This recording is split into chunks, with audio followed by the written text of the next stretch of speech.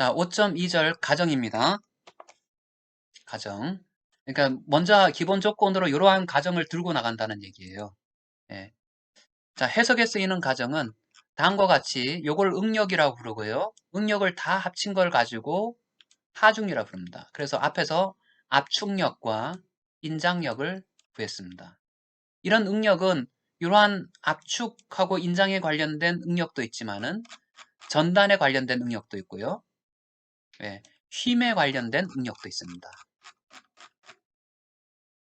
그래서 제일 첫 번째 것을 압축 응력이라 불렀고요. 두 번째 거를 전단 응력이라 불렀고요. 요것을 힘 응력이라고 부릅니다. 이렇게 휘는 거죠. 네. 자, 압축 응력은 압축력에 의해서 혹은 인장력에 의해서 발생하고요. 전단 응력은 전단 하중에 의해서 발생합니다. 전단은 절단하는 거죠. 예, 절단. 그리고 힘 응력은 모멘트에 의해서 발생합니다. 그래서 보통 힘 응력은 시그마 이퀄 I분의 MY라는 공식을 하나 외워둬야 됩니다. 네. 그리고 압축응력은 A분의 P라는 공식을 하나 외워둬야 됩니다. 전단응력은 타우 이퀄 A분의 V라는 공식을 하나 외워야 됩니다. 모든 것들은 전체 하중 나누기 면적으로 단위 면적당 작용하는 하중입니다. 단위는 이것을 가지고 뭐라고 부르냐면은 파스칼이라고 부릅니다. 네, 파스칼. 네. 그러면 단위 면적이 아니라 1m, 1m 자승이 아니라 1mm, 1mm의 자승에 작용하는 하중을 뭐라고 부르냐면은 뉴턴 퍼 밀리미터의 자승은 가지고 메가파스칼이라고 부릅니다. 10의 6승 파스칼. 다리 면적당 작용하는 것이 응력이다. 그럼 휘응력도 I분의 MY라고 했는데 이것도 단위가 나중에 보면은 단위 면적당 작용하는 하중으로 파스칼의 단위입니다. 물론 모멘트의 단위는 뉴턴 곱하기 메타이고 이렇게 해서 요 한번 단위는 다 같아집니다. 자, 여기서 한번 봐야 될 것은 뭐냐면은 이것이 인장력이든 압축응력이든 간에 이런 식이 되는데 단면의 변형은 항상 일정하다입니다. 항상 일정하다. 찌그러지지 않는다. 평면을 유지한다는 얘기입니다. 예? 변형률은 중립축에서 거리에 따라서 선형으로 변한다. 직선으로 변한다입니다. 예. 그러면 응력도 이렇게 직선으로 변하는데요. 중립축에 따라서 직선으로 변합니다. 근데 요거는 재력학에서 변하는 건데 요것은 재료가 균질할 때인데 우리가 쓰는 재료는 균질하지 않습니다. 콘크리트라는 재료는 굉장히 자갈과 모래와 시멘트와 어떤 다른 첨가제들이 들어가지고 굉장히 균질하지 않습니다. 그래서 이러한 형상을 보이지 않아요. 그렇지만은 변형률은 이렇게 된다. 그래서 여기서부터는 설계 과정인데요. 5.2의 2절. 요것은 요 설계 기준 KDS 기준에 나왔던 것을 그대로 썼습니다. 처음에 조금 어렵더라도 기준에 나왔으니까 나중에 필요할 때 책을 찾아보면 되고요. 책도 찾아볼 필요가 없습니다. 컴퓨터에 다 있습니다. 예. 그리고 다 기록이 돼 있기 때문에 컴퓨터 다 체크해 줍니다. 자, 한번 읽어봅시다. 간단하게. 기준이니까, 법규니까. 그래서 요 조금 순서가 바뀌었는데, 지금 후회해봤자 안 돼요. 다음번에 요거를 다른 걸 설명하고 요걸 설계에 들어가기 전에 설명을 해야 될 것 같아요. 예, 하지만은 자, 힘의 평형 조건과 변형률 적합 조건을 만족시켜야 된다. 힘의 평형은 C equal T 이란 얘기고요. 변형물 적합 조건은 중립축에서부터 거리가 멀어지면 멀어질수록 변형률이 크다. 단면은 평면을 유지한다. 이런 거예요. 비례하고 그죠? 깊은 보일 때는 좀 달라요. 깊은 보라는 것은 뭐냐면 아주 보가 깊이가 긴 보 있잖아요. 이렇게 단면으로 봤을 때. 그리고 극한 변형률은 우리가 좀 전에 0.33%라 그랬죠? 0.33%입니다. 퍼센트로 나타내주기 위해서는 100을 곱해주면 퍼센트랍니다. 우리가 일반적으로 쓰는 것은 다 40메가파스칼 미만입니다. 그런데 40메가파스칼 이상이 되는 경우 굉장히 고강도죠. 우리가 PC, 프리캐스트 콘크리트, 우리가 주로 물류 창고라든가 혹은 요즘은 계속 PC 시대가 다가오고 있는데요. 현장에서 타설하는 콘크리트가 아니라 공장에서 미리 만드는 콘크리트를 프리캐스트 콘크리트라고 하는데 그런 경우는 강도가 높아요. 예, 그런 경우는 극한 압축 변형률이 0.33%가 아닐 수도 있다라는 거죠. 우리가 일반적으로 쓰는 것은 극한 변형률이 압축 연단에서의 콘크리트 파괴 변형률이 0.33%다. 33%. 하지만 응력과 변형률의 관계에서 40메가파스칼까지는 이렇게 0.33%인데 그 이상에 대해서는 우리가 최대 변형률이 줄어든다. 압축 연단에서. 요거를 외울 사람들은 별로 없어요. 예, 실무에서는 여러분들이 쓰는 대부분의 것들은 여러분들이 아파트에 산다 그러면은 아파트도 30메가파스칼 이상을 주로 쓰지 않습니다.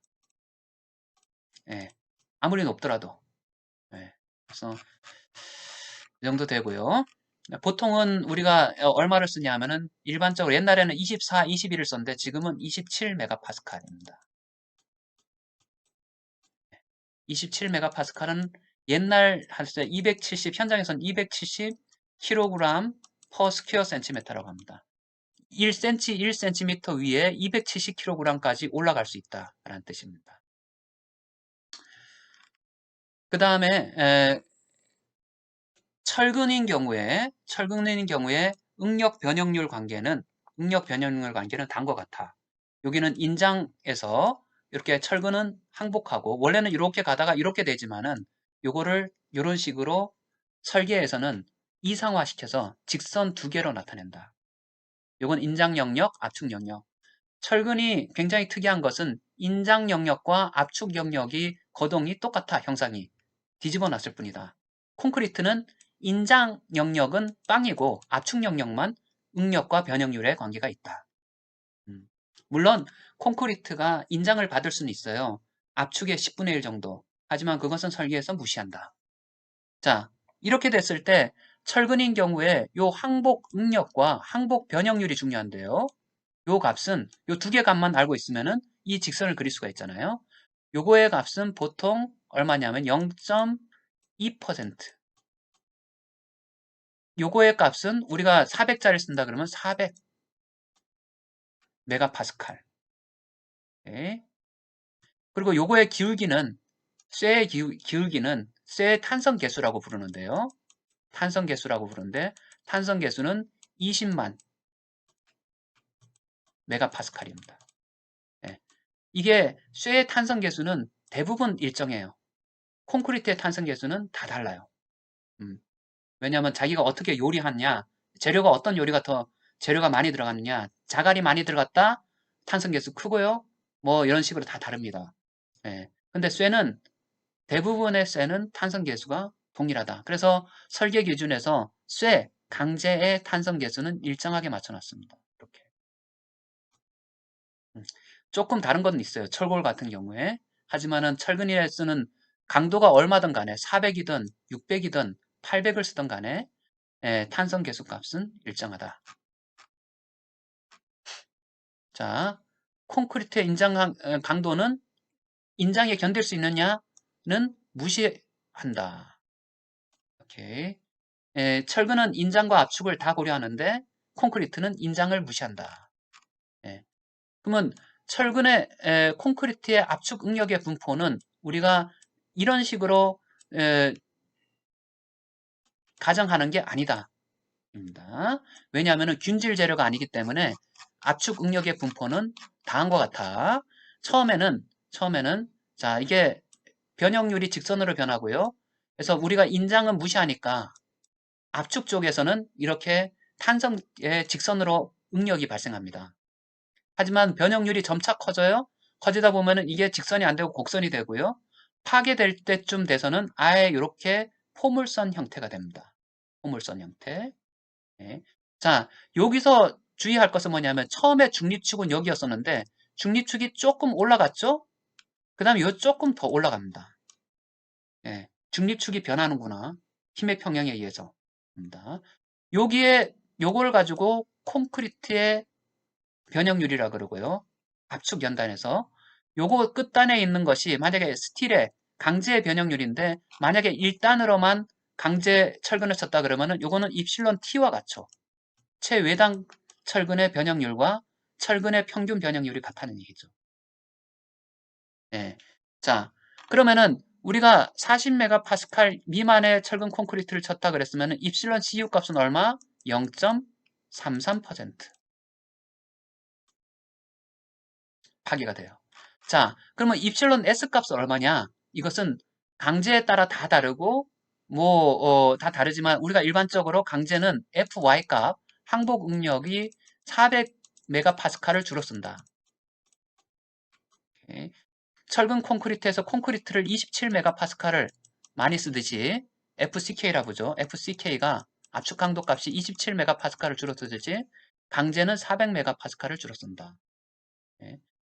철근에 400메가파스칼을 썼을 때 요것을 크게 우리가 쭉 늘어나서 팔게 된다라고 하면은 이게 충분히 늘어났다 그러면은 0.5% 이상 늘어나면은 철근이 늘어나서 파게 된다라고 해서 인장 지배 단면이라고 그러고요.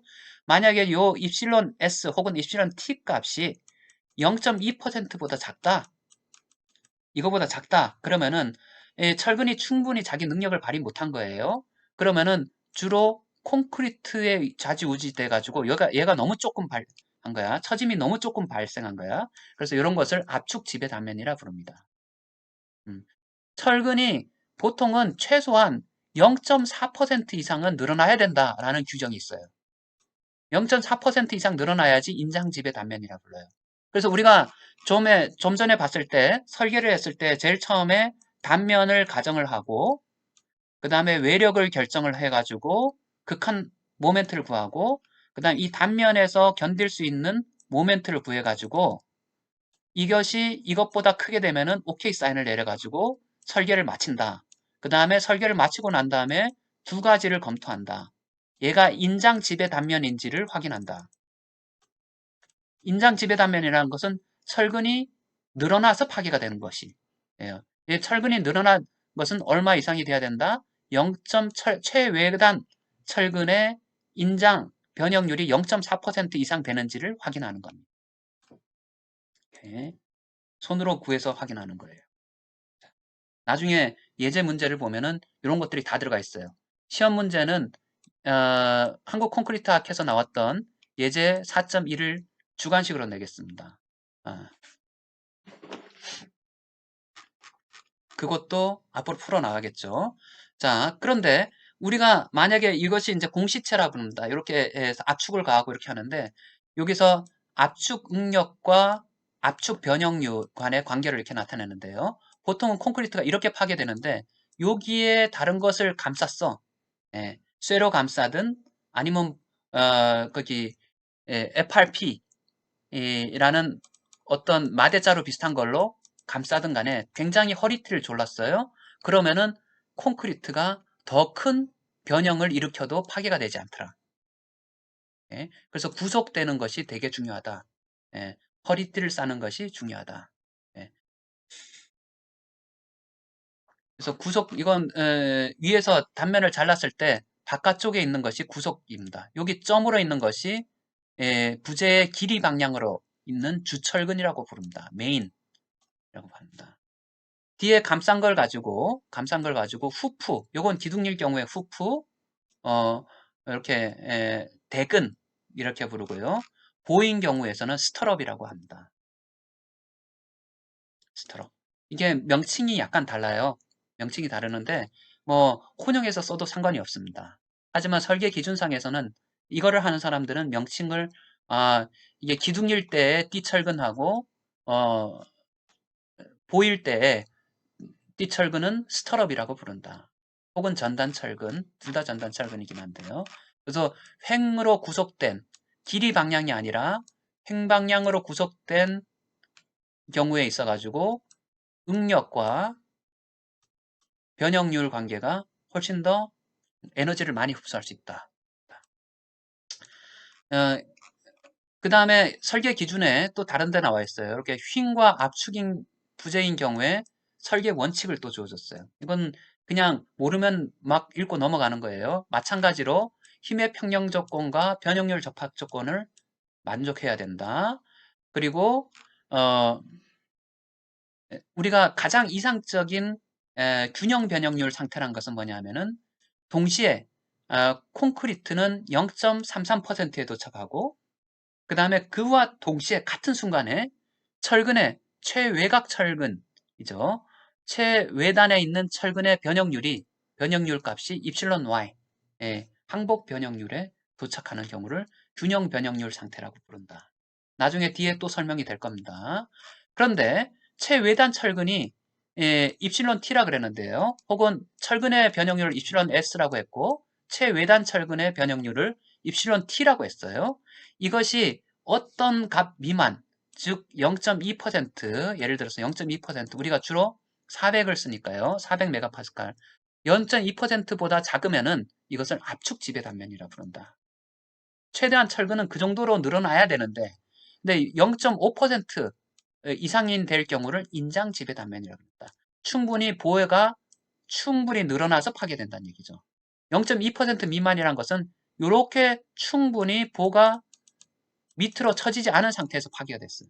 이걸 압축 지배 단면, 밑으로 충분히 처지는 경우 인장 지배 단면입니다. 네. 이거는 왜 인장 지배 단면이야, 압축 지배 단면이야, 그렇게 용어를 정리를 했습니다.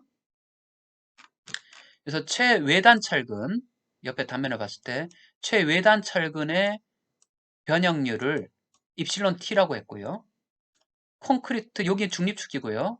콘크리트의 최외단, 압축 견단에서의 콘크리트의 압축 변형률이 파괴 변형률 0.33%에 도달하느냐 입니다.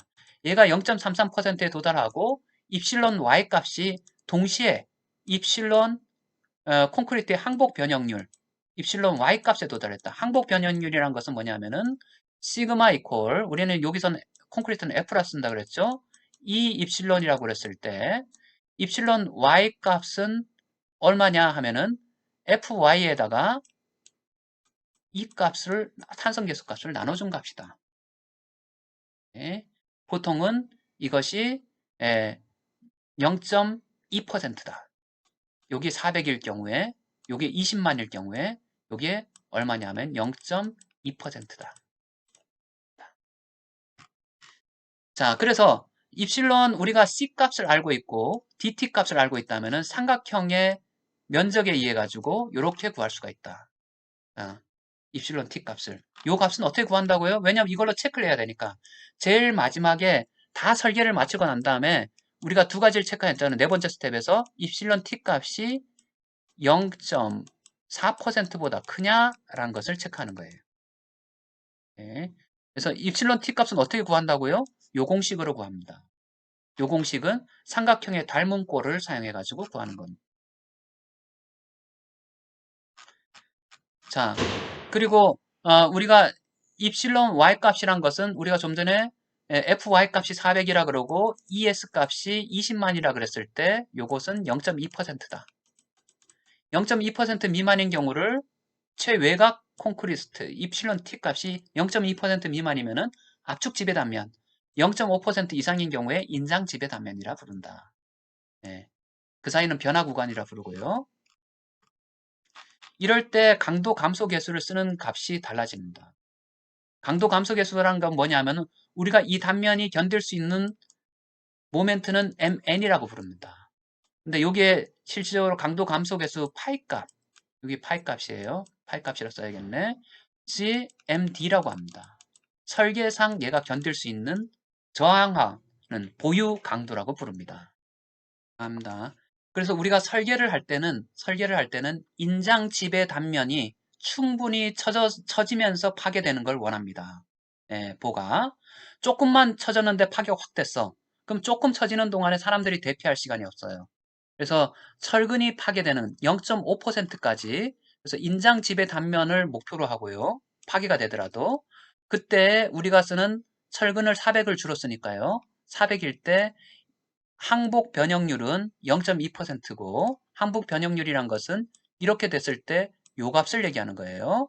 하고 우리가 여기 얼마까지 왔을 때 0.5% 이상 갔으면 좋겠다. 철근이 엿가락처럼 늘어났으면 좋겠다. 입니다. 그게 0.5%. 근데 0.5%를 일일이 체크하기 힘드니까 거기에 해당되는 철근비입니다. 요 정도 철근비를 원합니다.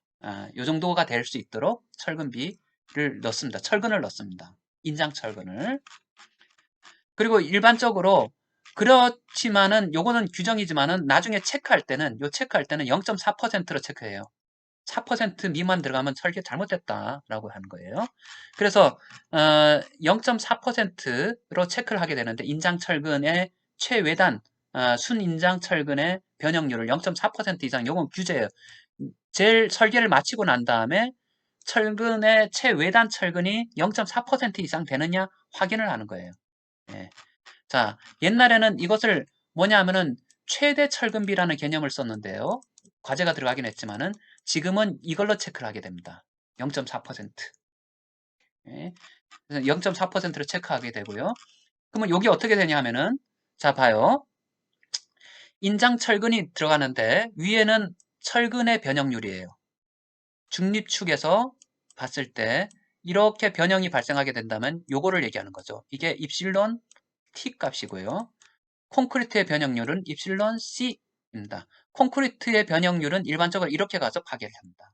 철근은 여기서 항복하고 난 다음에 이렇게 됩니다. 예. 같은 첫 번째 스텝에서는 같이 탄성 영역 상에서 있어요. 두 번째 스텝에서는 철근이 이렇게 되고요. 세 번째 스텝에서는 콘크리트가 0.3%, 0.33%에 들어가서 파괴가 됩니다. 이때의 철근, 최외단 철근의 같은 스텝, 세 번째 스텝에서의 변형률 값은 최소한 0.4%는 돼야 된다라고 합니다. 파괴될 때 얘가 0.4%가 안 된다. 이러면 설계 다시 해라. 입니다. 이게 마지막 체크하는 검토예요. 마지막 검토할 때 인장 지배 단면이 되느냐라고 했을 때 어, 최소한 철근 이게 최대 철근비라고 하는데요. 철근비를 이것보다 더 많이 넣게 되면은 여기서 파괴가 돼요. 그래서 이것보다 많이 넣지 마라. 그래서 옛날에는 최대 철근비라는 규정으로 이걸 규정했는데 지금은 입실원 T 값을 직접 체크해라. 체크해가지고 0.4%가 나오는지 확인해라. 설계를 마치고 난 다음에. 맨 마지막에. 여러분들 예제에 이것들이 다 있어요.